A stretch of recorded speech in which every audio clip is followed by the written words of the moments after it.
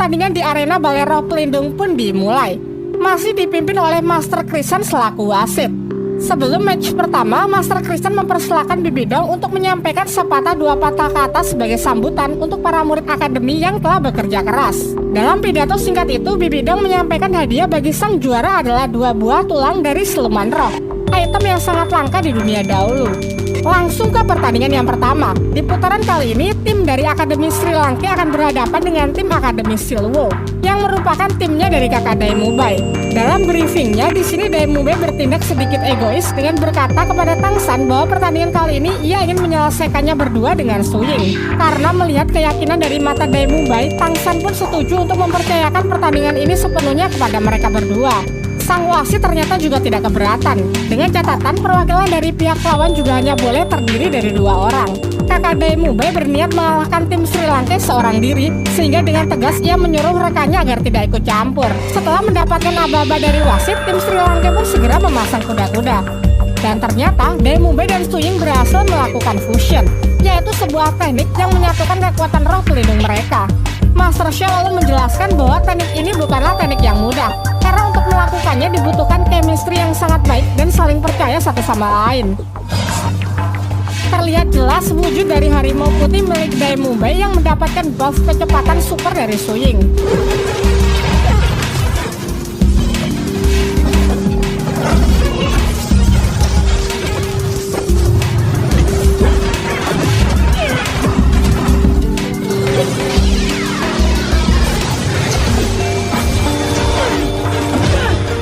Walaupun sudah begitu, sifat angkuhnya masih belum hilang. Ia melarang keras rekannya agar tidak ikut campur karena menurutnya ini adalah medan perangnya. Kombinasi yang sempurna dan pertahanan tak bercelah akhirnya membawa Sri Lanka dapat memenangkan pertandingan kali ini tanpa terluka sedikit pun. Dua antara tim Akademi Balai Roh Pelindung melawan tim Akademi Tiando yang diketuai oleh orang ini. Mohon dicatat namanya adalah Yu Tianfeng.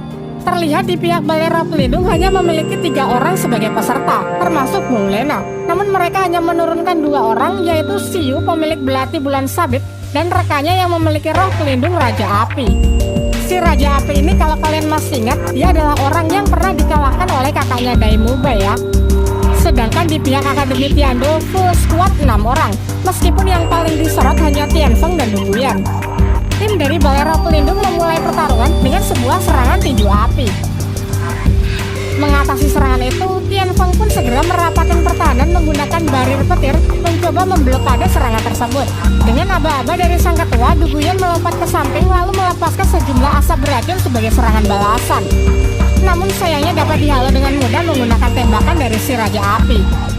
Sedangkan Siyu sudah bersiap dengan belati bulan sabit yang ia lempar untuk merombak pertahanan petir Tianfeng.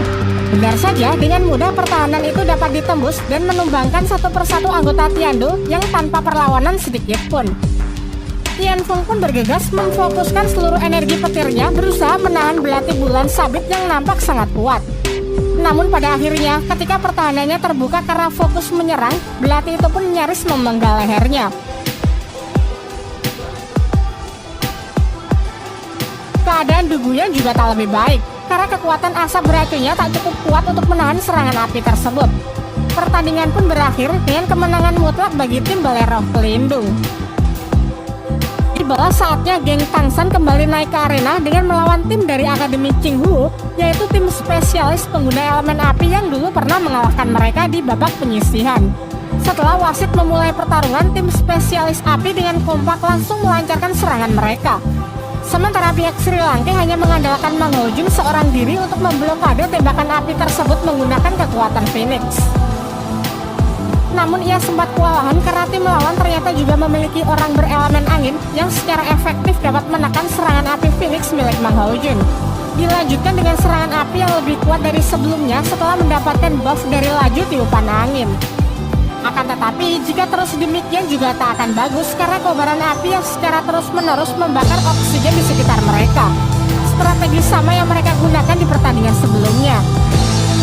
Tentu tim Sri Lanka tidak akan jatuh 2 kali di lubang yang sama. Berbeda dari sebelumnya, kali ini mereka tak lagi mengulur waktu. Dengan cepat, Ming Rongrong pun melemparkan sejumlah bola peledak untuk mengacaukan pressing lawannya.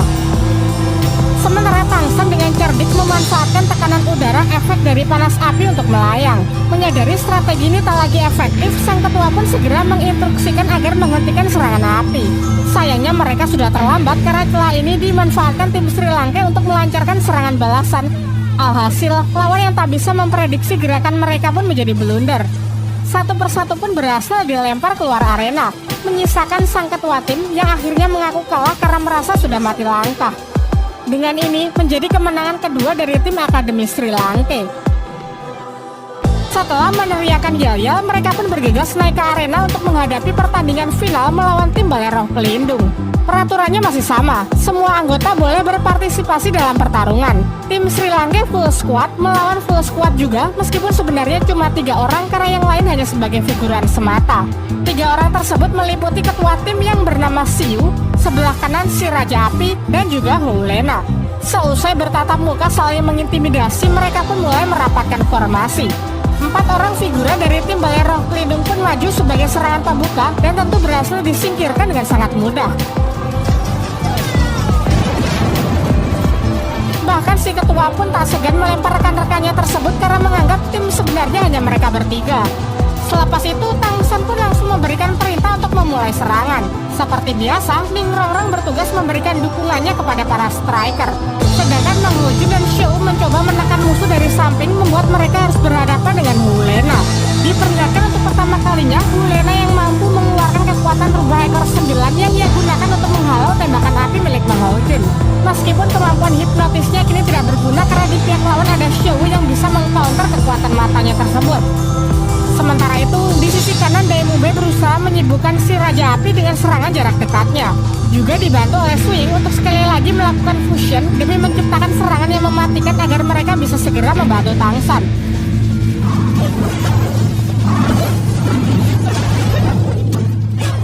Dan benar saja, dalam strategi ini Tangsan bertugas untuk menahan sang ketua tim Balai Roh Pelindung.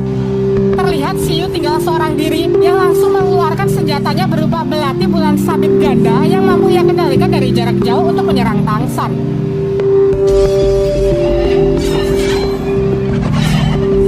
Dengan mata ungu yang sudah lama absen, Tangsan pun bisa meningkatkan refleksnya guna mengimbangi kecepatan dari serangan tersebut. Merasa geram Tangsan yang selalu bisa menghindar, Siu pun menunjukkan cincin rohnya yang ternyata ia memiliki 5 buah.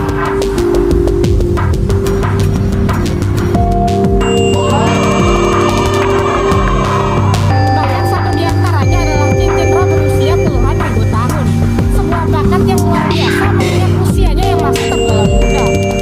Ia juga menjelaskan kalau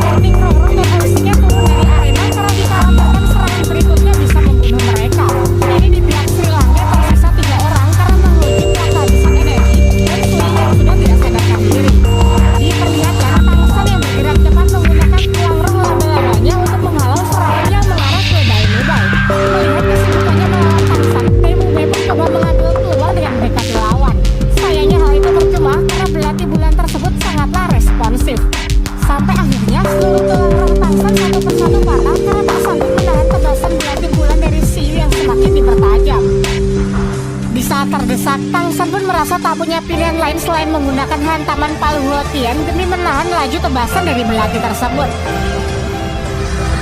Si Yu yang sempat terkejut membuka pertahanannya sendiri sehingga Tang Shen mendapatkan kesempatan emas untuk menggerakkan sebuah pecahan tulang roh yang berserakan sebagai langkah skakmat.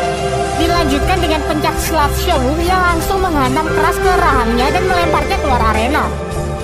Dengan kekalahan dari sang tuan rumah, akhirnya tim Akademi Sri Lanka pun dinyatakan sebagai pemenang pada turnamen pertarungan tahun ini.